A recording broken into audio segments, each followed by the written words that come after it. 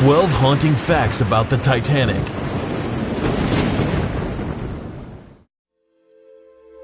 Number 1.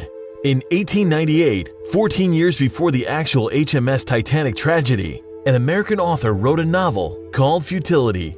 Morgan Robertson's, the author's novel, was about a British cruise ship named the Titan. The Titan set sail on her maiden voyage in April. As the storyline goes, the ship struck an iceberg in the North Atlantic and sank, going down with the passengers and crew members.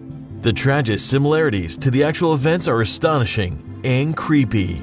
The HMS Titanic sank in the very early hours of April 15, 1912. In the icy and iceberg-filled waters of the North Atlantic, the fabulous brand new ship had been proclaimed to be virtually unsinkable by her designers, engineers, and builders. The Titanic had begun her maiden voyage at noon on April 12, 1912, on her way to New York City from Southampton, England.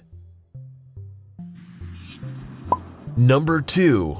The Titanic had been constructed at the Harland & Wolff Shipbuilders in Belfast, Northern Ireland, for the White Star line of cruise ships. She and her sister ship, the Olympic, were designed to be the premier luxury cruise ships. The target customers and passengers for the Titanic and Olympic were to be the elite and the wealthiest of the world. The Titanic sister ship, the Olympic, was completed and began sailing before the Titanic. The Olympic's maiden voyage was June of 1911.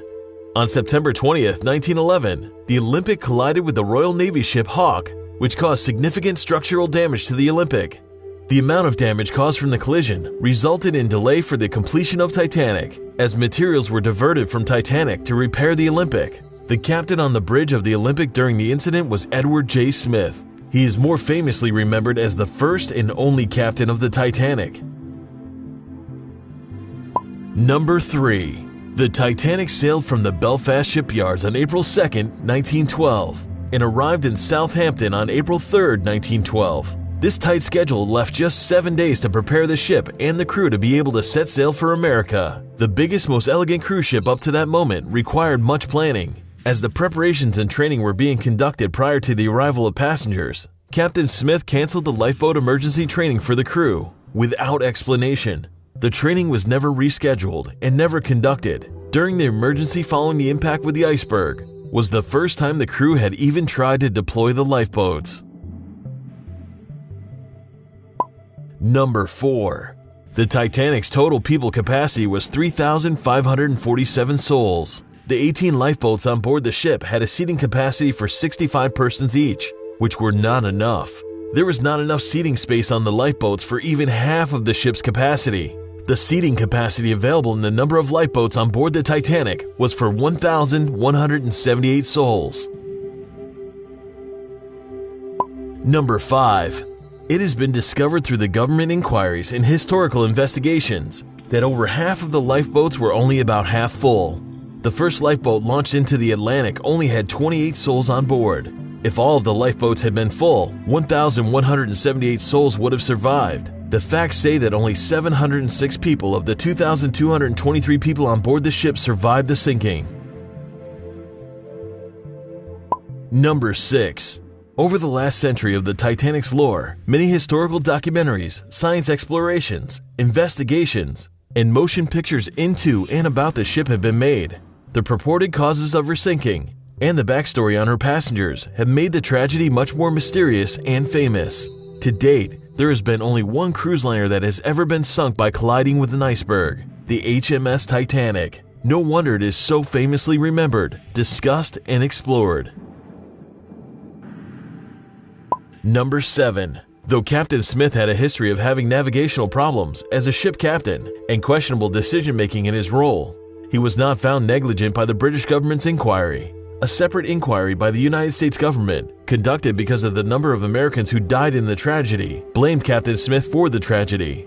The U.S. inquiry revealed that Captain Smith's indifferent reactions to the iceberg warnings showed a behavior that was negligent and dangerous. Number 8.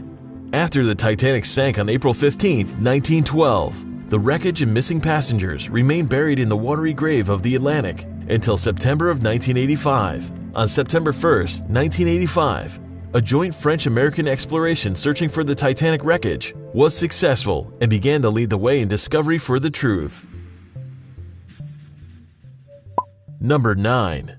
In part due to a long-held superstition of the seas, that women on board a ship bring bad luck, only 18 members in the crew of 900 were women. Of those 18 female crew members, 17 were rescued via lifeboats on board.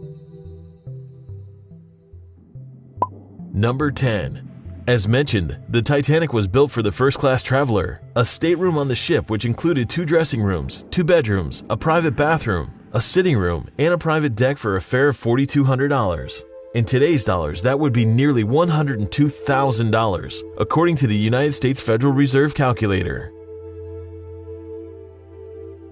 Number 11. There were more than first-class passengers aboard the ill-fated ship. In fact, over half the passengers were third-class passengers, also known as steerage passengers. The cost of a third-class ticket was roughly $36, or $875 today.